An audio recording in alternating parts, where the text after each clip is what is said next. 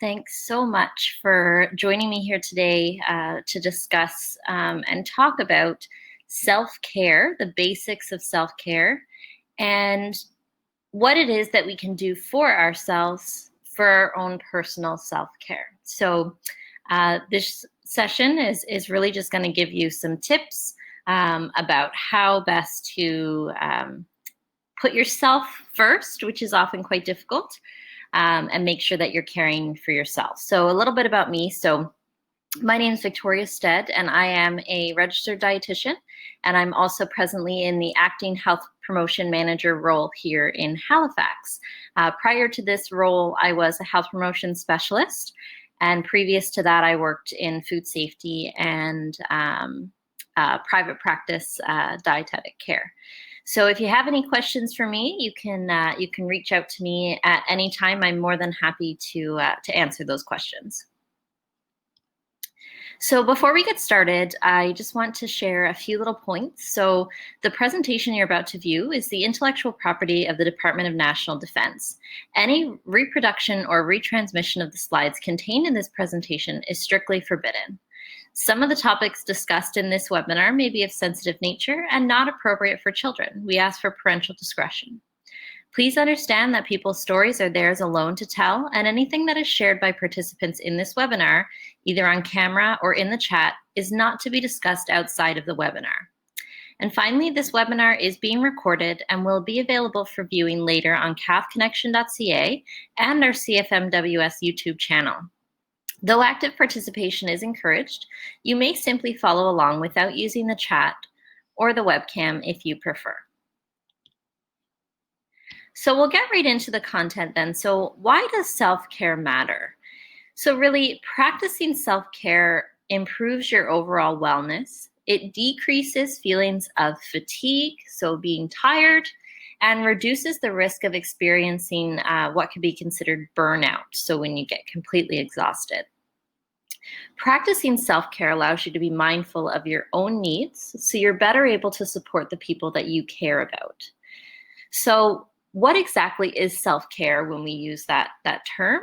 It's the practice of taking action to preserve or improve on one's own health.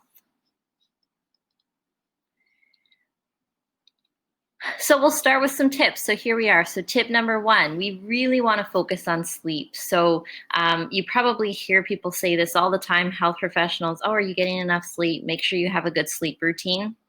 Oh, this is really important for self-care. So sleep is integral for good health. So sleep deprivation can actually lead to a suppressed immune system and increased levels of inflammation in the body. Now, during a time that we're in right now, this is more important than ever.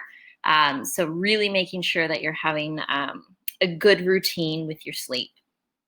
And then finally, improving your sleep hygiene. So have a healthy nighttime routine. So limit your caffeine intake. I know for me, I always like to have a cup of tea before bed, which is something that I should definitely reconsider. Reduce any distractions such as the TV or your phone. And then sleep and wake up at the same time each day, which can be difficult for people. So especially when you're working, say, an 8 to 4 throughout the week or doing some type of shift work. And then on the weekend or your days off, maybe that's the time when you want to kind of go to bed a little bit later or sleep in a little bit later. But it really, truly is recommended that you keep with the standard routine. Tip number 2 is including exercise in your daily routine. So exercise does boost our mood and it naturally reduces feelings of stress and anxiety. So you may be able to attest to that anytime that you do physical activity, you start to feel this, you get this good boost of energy. So that's the serotonin in your brain. You're happy, you're feeling good. I know for myself, last week I did quite a few hikes along the Cabot Trail, and I didn't feel, I felt, so great just from taking those hikes and getting out in nature during this time. Tip number 3, one that's super important, of course, is eating a healthy and balanced diet. So eating a healthy diet reduces our risk of developing diseases. So these diseases being diabetes and cardiovascular disease, along with many others. So healthy foods will provide us with the energy that we need to function effectively during the day, while also improving our cognitive abilities. So really making sure that you eat a healthy, balanced diet. So to go into this a little bit further, we have some great pre-recorded webinars specific to Canada's Food Guide, along with other healthy eating tips. So you can always go back and refer to those if you're looking for any more information on that. Now, this one is super hard for most people, especially for me. So really learning how to say no. So making yourself a priority and notice when you're becoming overwhelmed. Choosing to say no will reduce, again, that risk of burnout and will provide you with more time for self-care. So this can be in your personal life, whether your friends are asking you to go out or your partner is asking you to go out. Or even at work when you're given task upon task, taking the time to really say, no, I can't dedicate my true time to this. I think it's better in someone else's hands. Tip number 4, get outside. So spending time outdoors can really help to reduce the stress and blood pressure. Outdoor activities can also help to improve your quality of sleep at night. So I don't know about all of you, but I know last week, like I said, when I was hiking, I slept like a rock. Now, with that being said, I was camping as well. So I was spending the entire time, aside from being in the car driving, in the outdoors, and I had wonderful night's sleep. So that's something that I really like to put forward and recommend, especially where we're kind of creeping up to the end of our summer here.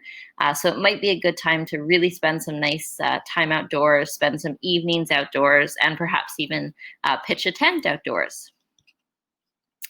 And then, of course, spending time with your pet or other people's pets reduces your stress and anxiety. So spending time with animals, especially dogs, has been shown to reduce feelings of stress, anxiety, and even your blood pressure. So it also helps to improve your mental well-being. So animals have been used in therapy to help support those diagnosed with illnesses such as post-traumatic stress disorder. And then also incorporates exercise. So you feel kind of responsible, at least when you have a pet or when you're spending time with a pet, to play with them, go for walks with them, take them on hikes, whatever that may be. So taking your pet for a walk outside benefits them, and of course also benefits us. Cook and eat with family and friends. So cooking at home with your family and friends often means that you'll eat more healthily and more mindfully. So you'll also benefit from the time spent with people that you care for. So for us here, my husband and I, we really like to host some dinner parties. So we have an outdoor pizza oven actually that my husband put together and built during the quarantine.